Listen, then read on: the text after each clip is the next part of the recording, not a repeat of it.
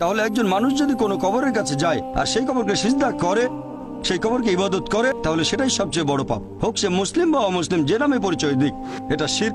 তাদেরকে বদলাতে হবে। আর আমার লেকচারেও আমি তাদের উদ্দেশ্যে বলেছি যে যদি আপনারা কোনো কবরে যান, আমাদের নবী বলেছেন তোমরা কবরের কাছে যেতে পারো, এতে আখিরাতের কথা মনে পড়বে যে একদিন আমিও মারা যাব। তাহলে কবরে গিয়ে সেই মৃত ব্যক্তির জন্য দোয়া করবেন, তার কাছে দোয়া চাইবেন না, তার জন্য দোয়া করতে পারেন আল্লাহ যেন তাকে জান্নাতুল ফেরদৌসে পাঠান, তার সব গুনাহ মাফ করে দেন ইত্যাদি। তবে তার কাছে দোয়া চাইবেন না, দোয়া করবেন শুধুমাত্র আল্লাহ সুবহানাহু ওয়া তাআলার কাছে।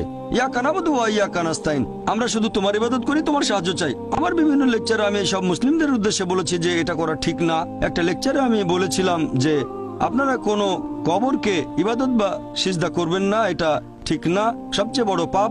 আর আলহামদুলিল্লাহ সুম্মা আলহামদুলিল্লাহ, আপনি বোম্বে থেকে এসেছেন, আমিও বোম্বেতে থাকি, এরকম হাজার হাজার তরুণ মাশাআল্লাহ আমার লেকচার শুনে কবরকে ইবাদত করা বাদ দিয়েছে। আলহামদুলিল্লাহ। আশা করি উত্তরটা পেয়েছেন।